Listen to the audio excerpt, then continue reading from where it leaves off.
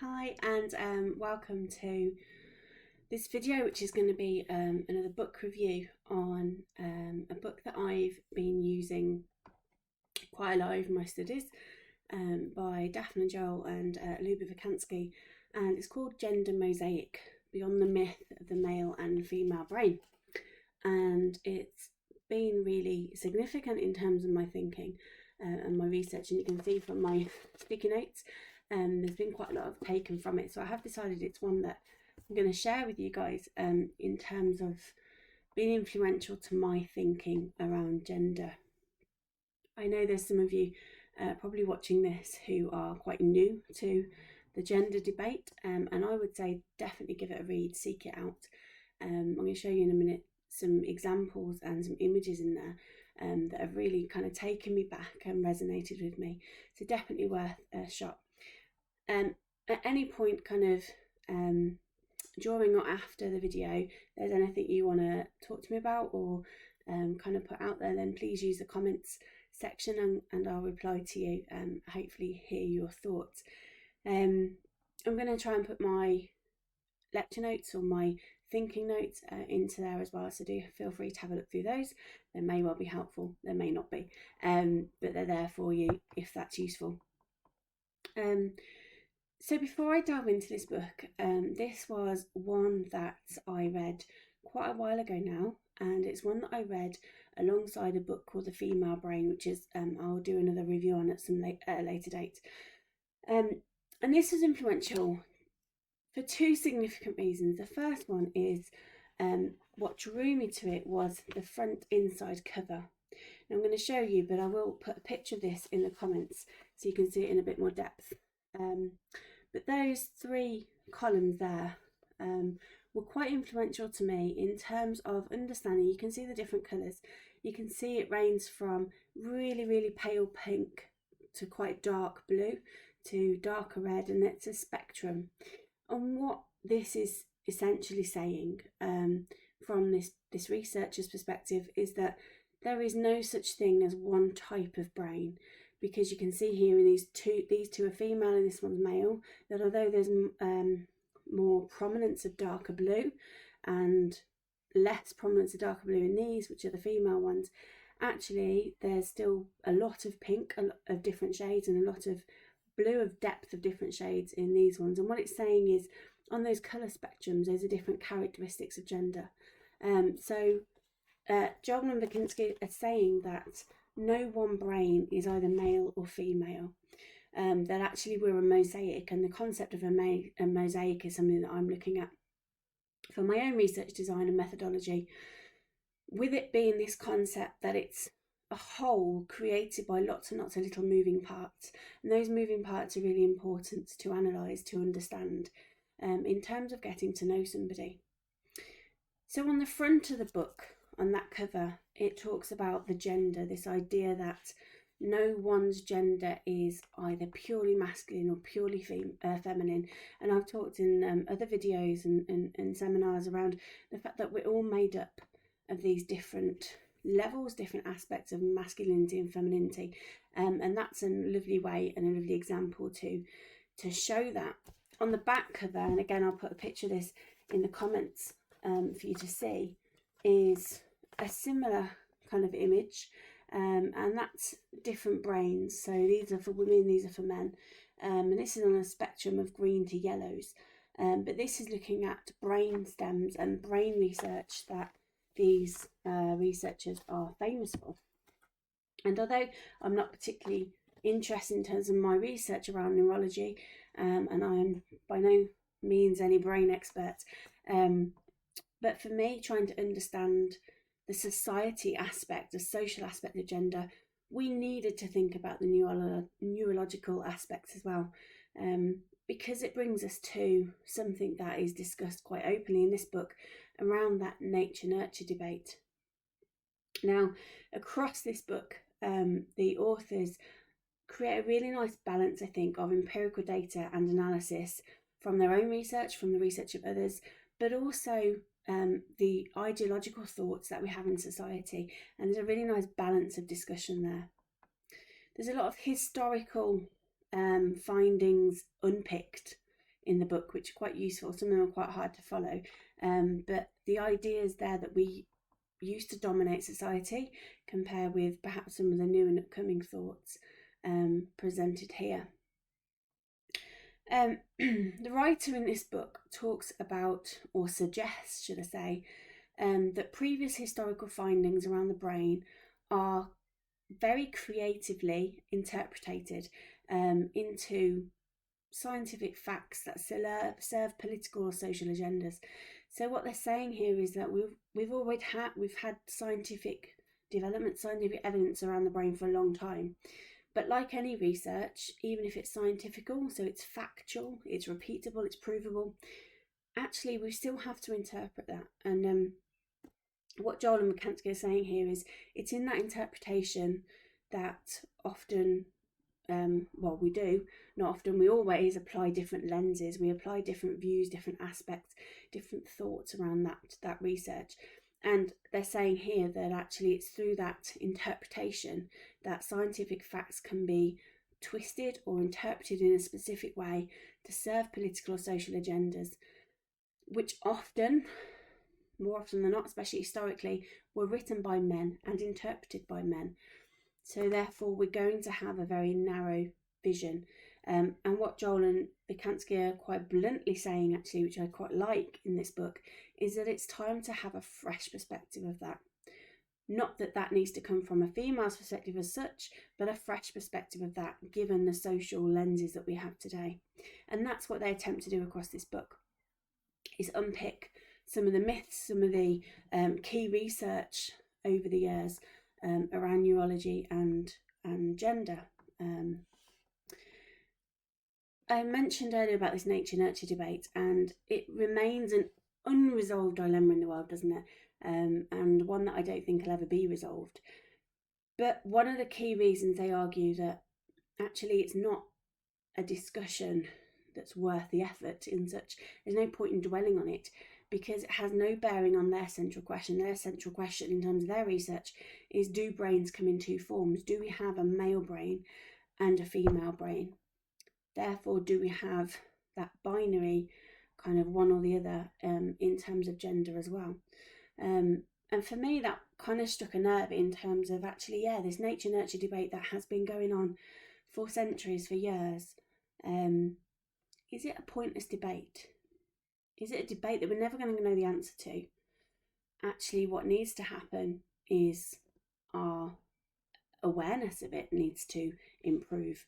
Our understanding that it's a very joint, from my perspective, I do align to, for those of you who kind of are aware of critical realism, I'm very reluctant to say totally an interpretivist perspective, because I think that would answer that question as to whether a nature and nurture debate is worth exploring. But I'm in two minds now from reading this as to actually, is this a debate that we need to be having, to the extent that we are having it. And that's kind of a thread that runs through this, which is, I'll leave you to make up your own decision as and when you read it, but they are making the argument that actually brain don't come in two forms. There is no such thing as a male brain. There is no such thing as a female brain. So the sex, our brain, our makeup, our DNA doesn't come as a male or a female. Rather, again, we come back to this mosaic. Rather a mosaic where one woman and this woman, their brains are totally different. One woman might have more masculine type cells domination than the other one. The other one might have more female. So there is no such thing. And that's really the connection to the mosaic that runs all the way through this book. Talked about unpicking previous myths, and one of the common ones that comes up across quite a lot of these chapters is the idea that, or this myth that, a man's brain is a product of testosterone in the womb, and it's influenced later again by hormones as we grow up. Whereas a female brain is based on the absence of testosterone and influenced late by female hormones. And that is a very typical positivist view, that actually that's matter of fact. And actually what's been challenged here is that it's not that we have one or the other, it's that we need to understand our own unique complexities of mosaics around gender, whether that's gender outwardly or whether that's biologically. The connection there I make to my own research is that I'm looking at it in terms of a social aspect. So I'm looking at these mosaics for preschool children and arguing the need to listen and understand, just as they're arguing there, that actually we need to be aware of children's mosaics of gender so that we can work with them, so that we can get to know the unique child. But sex does affect the brain, and this is something that Joel and Vikansky are very guarded in saying, that, you know, we're not saying there's no connection between sex and brain development, because it does. But what we're saying is there's no true, pure, if you will, male or female brain. Rather, the nature of the brain is that it forms highly variable outcomes to different people. Therefore, we cannot be defined by our biological sex alone. We are each unique, and we have a mosaic of brains as well as gender. So that brings that connection to the nature versus nurture, DNA versus social concepts, social structures such as gender together. There's a short chapter about a third of the way in this book that talks about stress and the influence over the brain structure. And for me, the key argument that comes about here was that stress affects different brains in different ways. And we all know that. If you can think of some highly stressed person in your life, or someone that doesn't deal with stress particularly well, we all react to it differently. And this is the case in terms of our brains as well. Each brain has stress affecting different ways, which is, for me, one of the reasons why certain people are meant to be in certain positions within society, or leadership, for example, because they can deal with different amounts of stress of different things. So it's not just a sound binary influence of male or female as to how stress affects us, but rather stress management is much more likely to be effective if we understand the mosaic of that person, if we understand their mosaic in terms of gender and sex, in terms of biology, then we can know how to support that person's brain, that unique brain, in terms of stress management. What do they need? Rather than having this blanket stereotype of women need this to deal with stress, men need that. What they're saying here is that's a load of rubbish. You can't put those stereotypes across, because each person's brain, no matter if all female, will take stress differently. And there's a really interesting section that I've read around putting, I think they used mice or rats in labs to put brain cells, certain cells of the brain, under stress, and the power that stress has on us as our bodies, on the DNA, is that it can change the sex, it can change the DNA biological nature of that single cell. And for me, if stress, if society, if influence can do that to the body, again, I have a struggle to believe that we can be binary, one or the other. Because if it can move, if it can change, if it can be fluid, for me, that's reinforcing that argument that there's not a fixed gender or fixed biological cell. But either way, it calls for the need to know the unique composition of the brains of the people, of the genders that we are connecting with.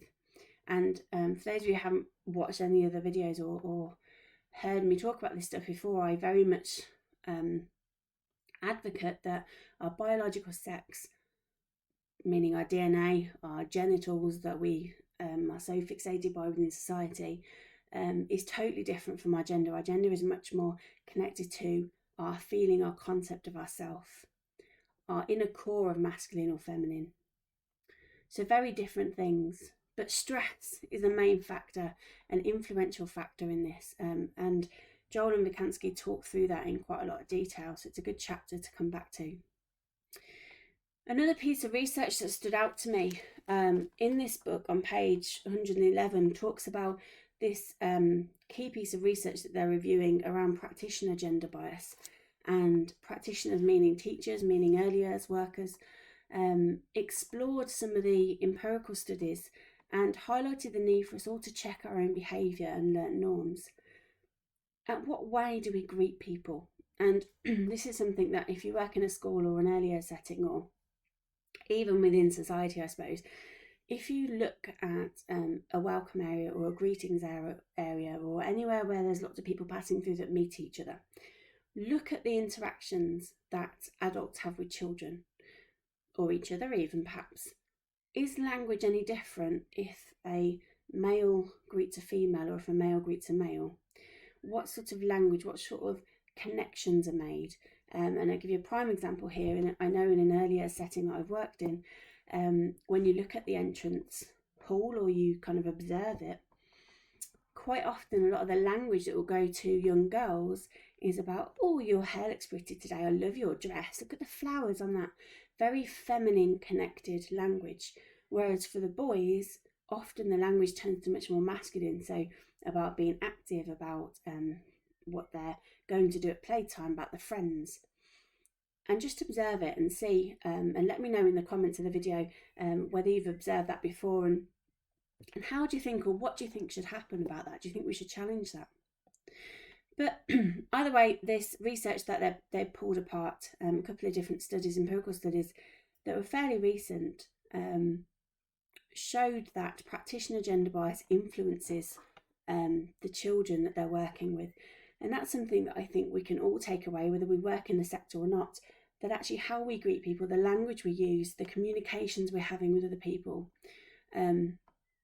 reinforce stereotypes within society. So think about what defaults you have. One that I'm aware of, that I've suddenly, through all this reading, become aware that I do on a regular basis, is the language I use to my children. So my son, for example, he's always been, and he probably always will be, called little man or dude, whereas the girls have their own kind of greetings. And actually distinguishing those, am I reinforcing a gender stereotype there? So just the little things we do, the toys we provide, the way we speak to our children, the way we hug or embrace our children, what are you reinforcing in them? There's a quote on page 128 that really resonated with me. It says, "What I do care about is creating an environment in which all people can choose their path according to their individual mosaic of attitudes, preferences and traits."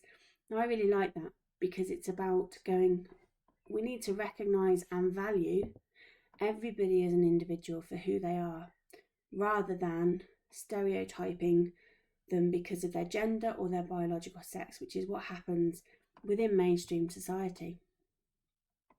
But it's not all doom and gloom. In the second, kind of the last section of the book, it starts to talk about some of the key changes that are happening.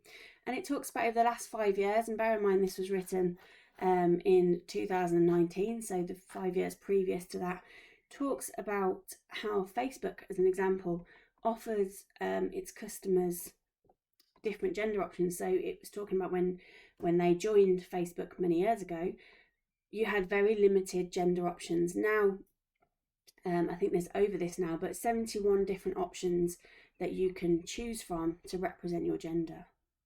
That's a significant shift in society, a significant shift in some of the big influences in society.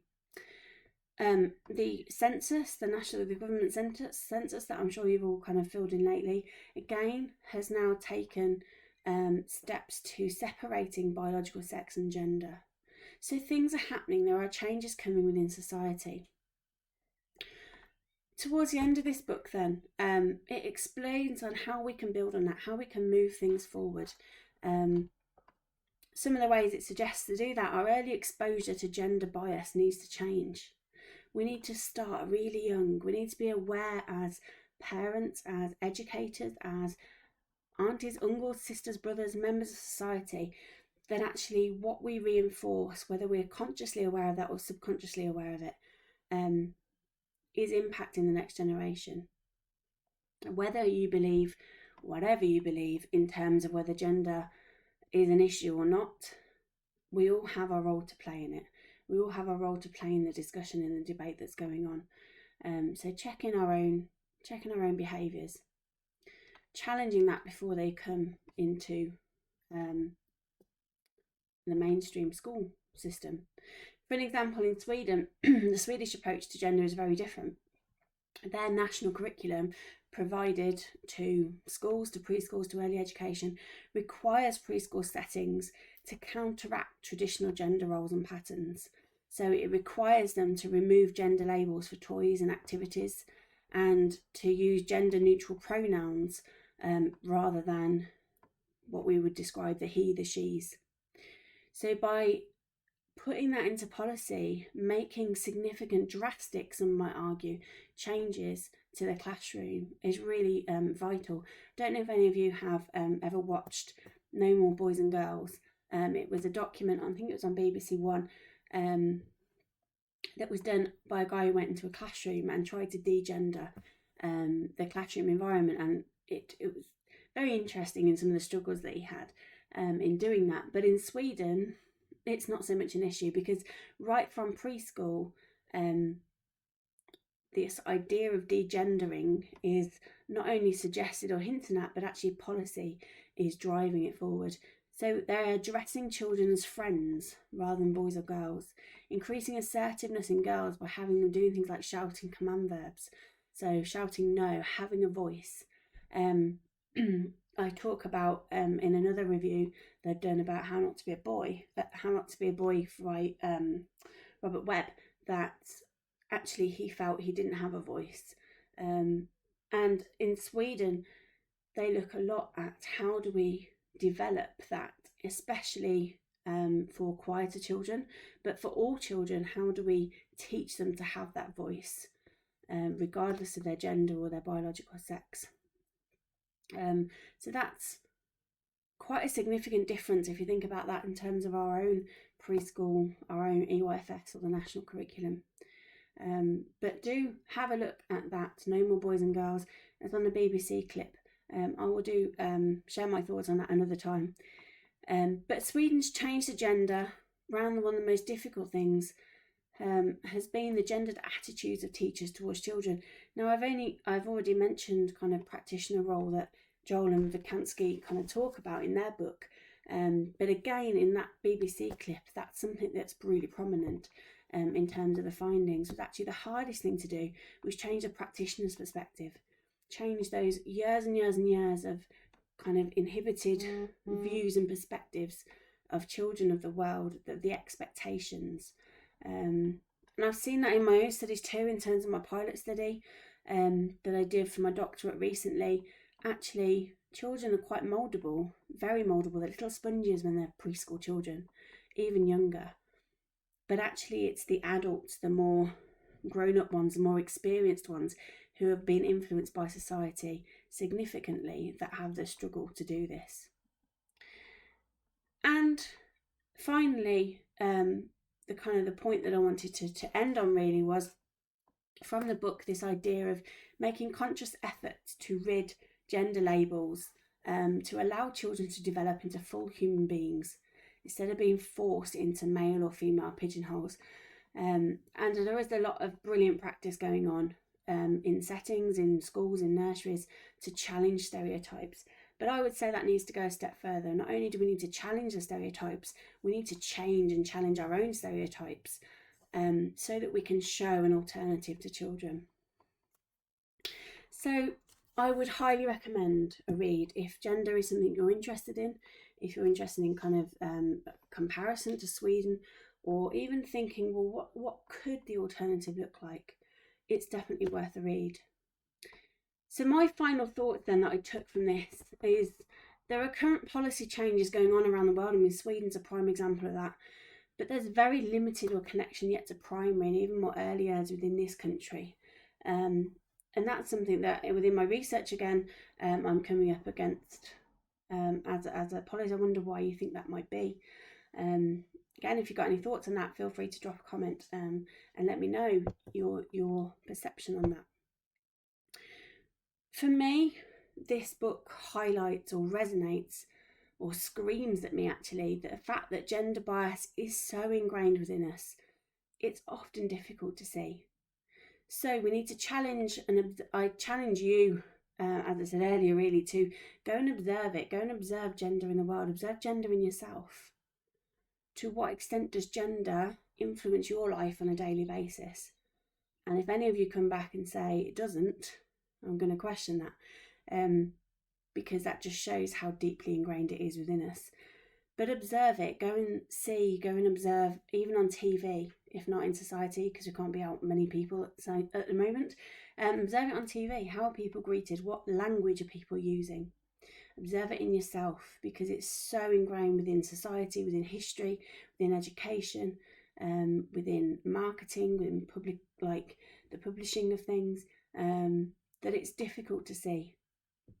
But if you can do and something jumps to mind, I would love to hear it, and hear your thoughts really on kind of my thoughts around this book. And yeah, I would definitely recommend it's worth a read. So that's been my thoughts on the gender mosaic, and I hope to hear your ideas as well. It's been influential in my journey, so I hope it could be in yours and you found this interesting. Let me know, and until next time, thanks for your time. Thanks for stopping by.